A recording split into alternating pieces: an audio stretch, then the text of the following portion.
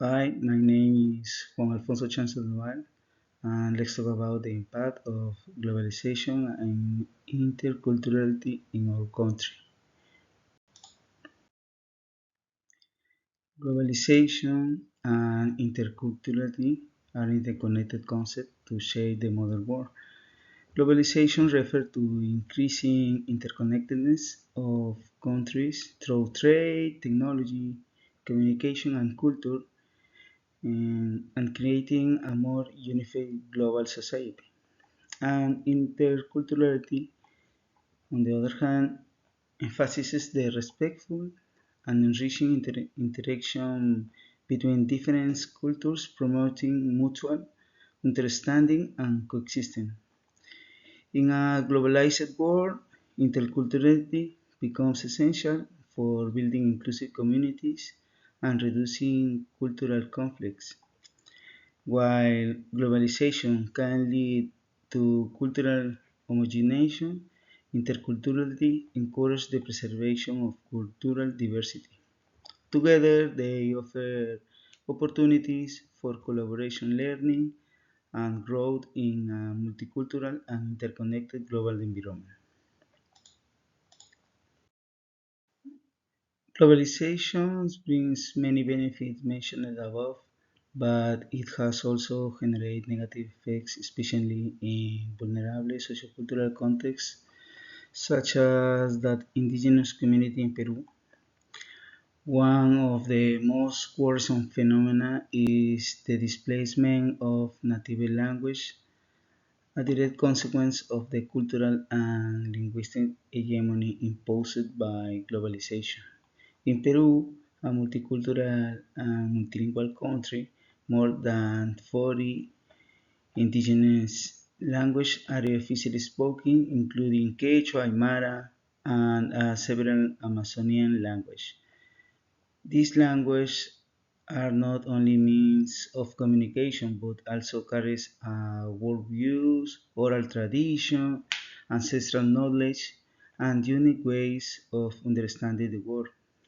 However, many of these languages are at risk of disappearing due to factors such as migration, linguistic discrimination, the lack of effective public policies, and the growing dominance of Spanish and English as main language.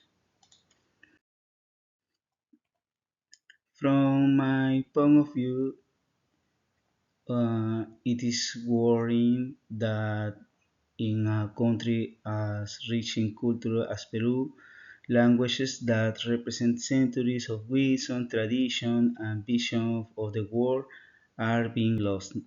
It's necessary that society as a whole understand that preserving this language is not only a duty to the past but an investment for the future of humanity.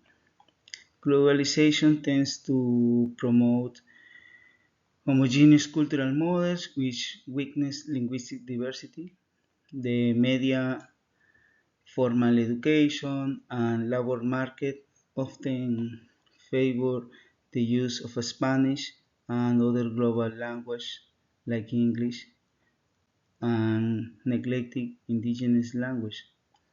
As a result, many families stop teaching their mother tongue to the younger generation in the hope of facilitating their integration and improving their social opportunities, which accelerate the process of the language displacement. So, uh, there are some recommendations to fix the problem. Uh, the strengthening intercultural bilingual education, guaranteeing the indigenous children learn in their mother tongue and in Spanish without losing their cultural identity, and promote public awareness campaigns that value the richness of indigenous language and encourage pride in speaking them. include indigenous language in the media, radio programs, television, and social networks, so they are present in everyday life.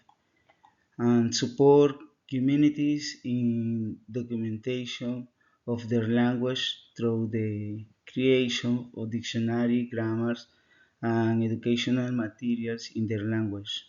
Encourage the use native language in public and official space, such as state institutions, health and justice service, so that speakers are not forced to renounce their language.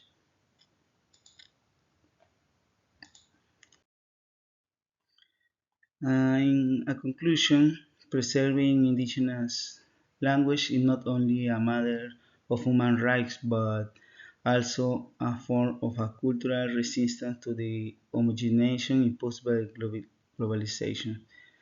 To achieve this, the commitment of the state, civil society, and the indigenous communities themselves is required, as well as the promotion of inclusive linguistic policies, the strengthening of cultural identity, and the promotion of pride in the mother language. And that's it. Thank you.